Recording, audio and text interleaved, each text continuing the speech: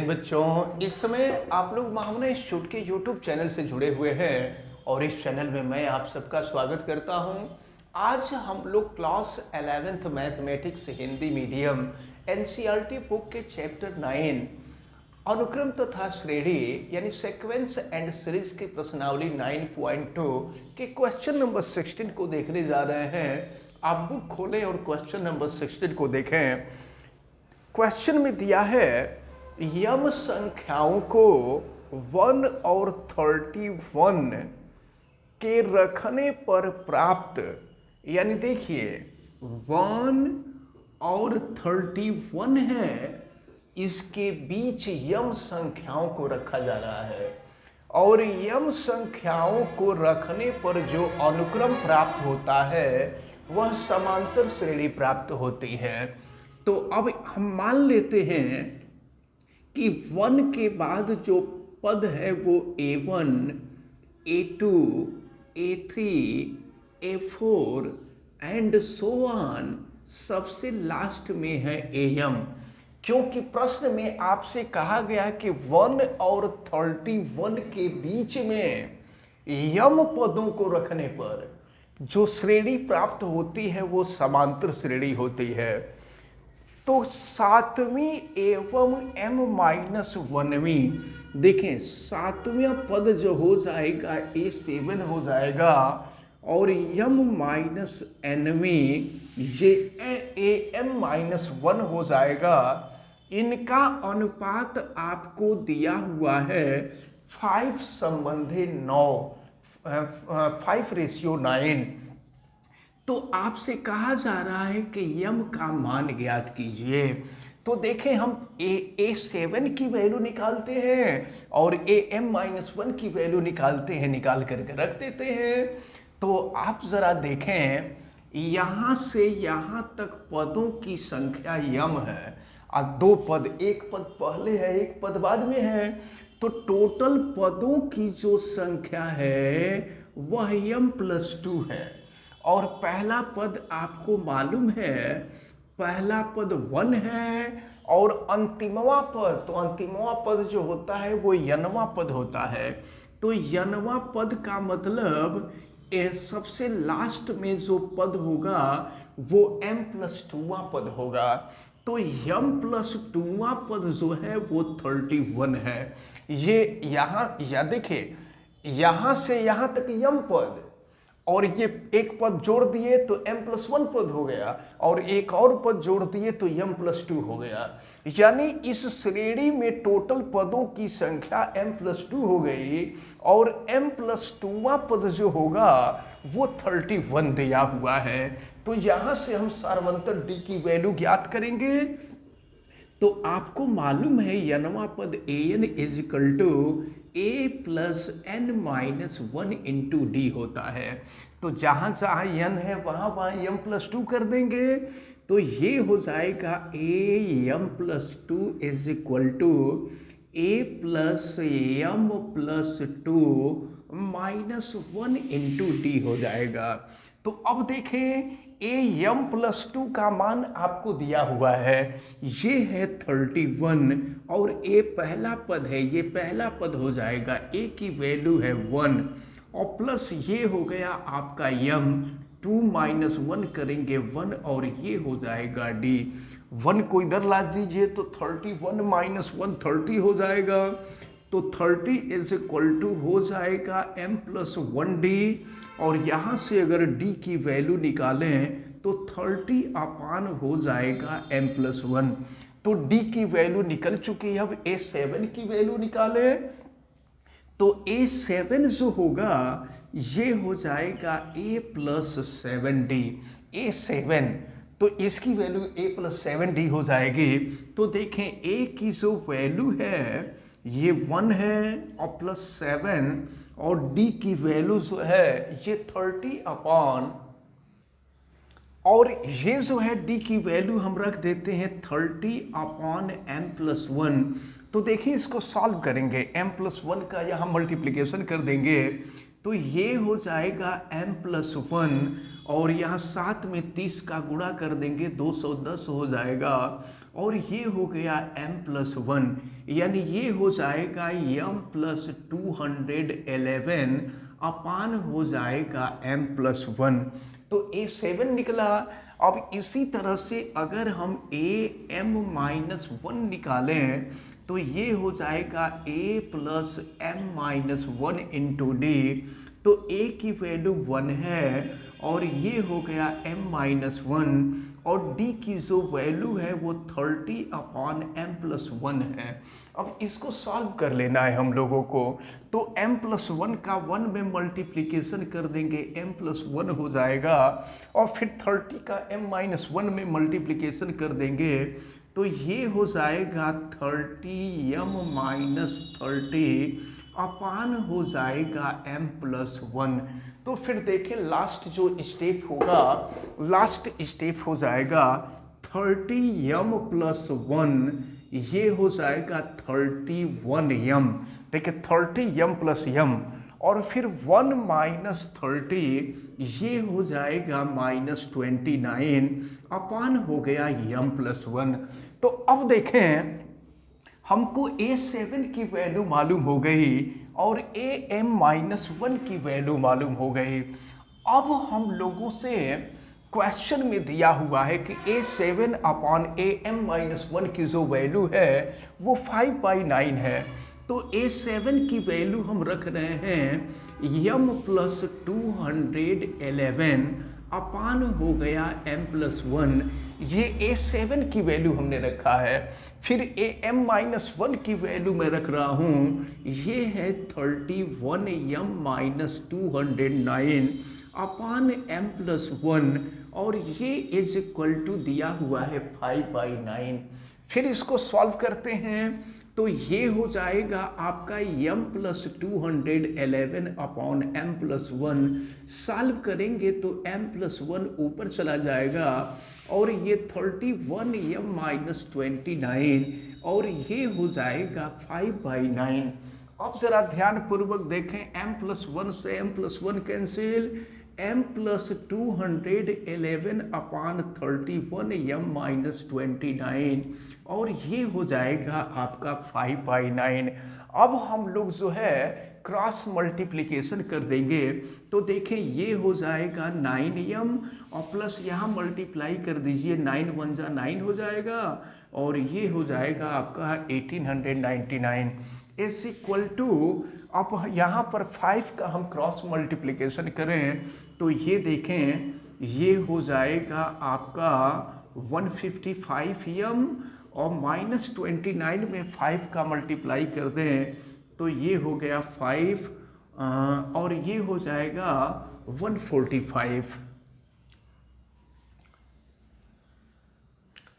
तो अब जो है इसको हम लोग सॉल्व करते हैं और देखें फिर -145 को पहले ला दें तो 1899 प्लस हो जाएगा 145 इज इक्वल टू 155m और 9m को हम अपोजिट साइड में ले जाते हैं तो ये हो जाएगा -9m।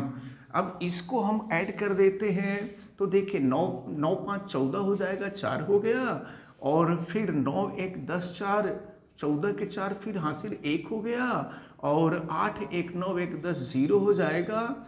ये हो जाएगा आपका 2044 और फिर यहाँ से आप माइनस कर लीजिए 9 तो ये जो है 146 हो जाएगा, 146m।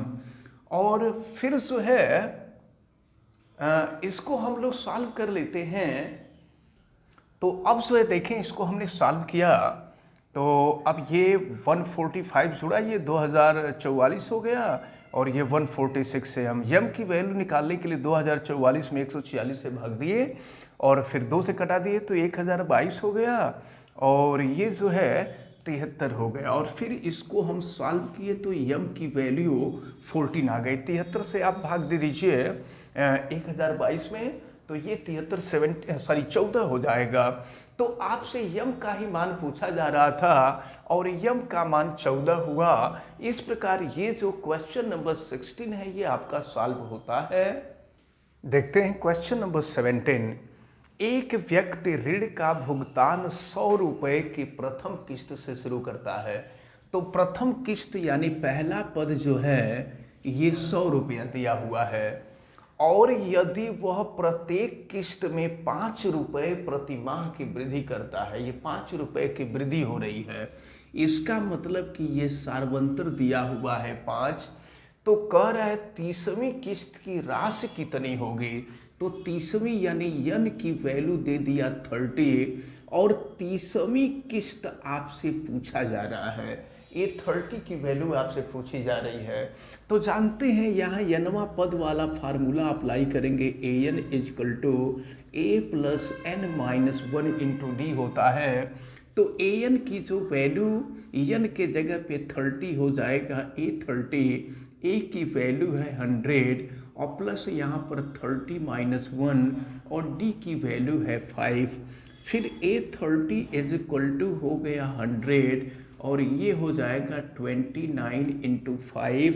फिर ये हो जाएगा ए 30 इज इक्वल टू ये हो गया आपका 100 और फिर यहाँ 29 में 5 से मल्टीप्लाई कर देंगे तो क्या हो जाएगा, ये 5 9 45, 4 हो गया, 5 दूना 10, 4 14, ये हो गया आपका 145 हो गया। अब जोड़ दीजिए तो ए 30 इज इक्वल टू ये हो जाएगा 245। तो आपसे प्रश्न में यही पूछा जा रहा था कि 30वीं किस्त की राशि कितनी होगी। तो 100 रुपये से वो जमा करना शुरू करेगा और उसकी जो 30वीं किस्त होगी वो 245 रुपीज़ होगी। देखते हैं क्वेश्चन नंबर 18 को। एक बहुभुज के दो क्रमिक अंतःकोणों का अंतर। तो अंतःकोणों का अंतर यानी ये सार्वंतर दिया हुआ है, डी की वैल्यू दी गई है और ये आपको दिया हुआ है 5 डिग्री। डी की वैल्यू आपको दी गई है 5 डिग्री और फिर यदि सबसे छोटा कोण, तो सबसे छोटा कोण यानी प्रथम पद होगा और ए की वैल्यू दी गई है 120 डिग्री। तो बहुभुज के भुजाओं की संख्या हम मान लेते हैं, बहुभुज की भुजाओं की संख्या n है, इसका मान आपसे पूछा जा रहा है। और एक चीज बता दें कि किसी भी बहुभुज के अगर n भुजा वाला कोई बहुभुज है तो n भुजा वाले बहुभुज के अंतःकोणों का जो योग होता है वह n-2 180 डिग्री होता है। इसको आप याद रखे रहिएगा कि अगर कोई भी बहुभुज हो, ऐसा बहुभुज जिसमें भुजाओं की संख्या n हो, तो उसके समस्त अंतःकोणों का जो योग होता है वह n-2 इंटू 180 डिग्री के इक्वल होता है। ये फार्मूला है। तो अब आपसे n का मान पूछा जा रहा है। तो देखें, आपको मालूम है Sn इजकल टू n/2, ये हो जाएगा 2a plus n-1 into D. तो चलिए सबकी वैल्यू रखते हैं। Sn की वैल्यू आपको दी गई है n-2 into 180 is equal to हो जाएगा n/2 2a, a की वैल्यू है 120 डिग्री और प्लस हो जाएगा n-1 और d की वैल्यू है 5 डिग्री।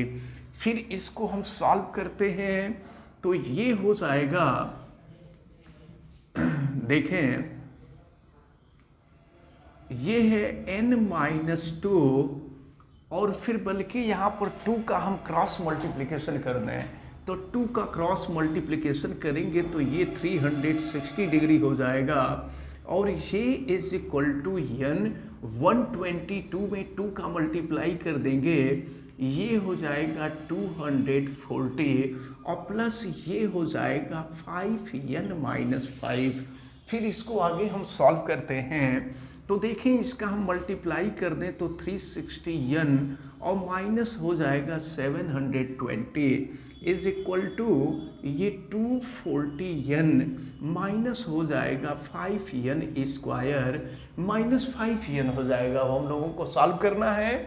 माइनस 5n स्क्वायर को बराबर के पहले ला दें और फिर इसके बाद जो है देखें यहाँ है 360n और फिर ये 240n को हम बराबर के पहले ला देते हैं माइनस 240n और माइनस 5n को भी हम बराबर के पहले ला देते हैं, ये हो जाएगा प्लस 5n और फिर माइनस हो जाएगा 720 इज इक्वल टू 0 हो जाएगा।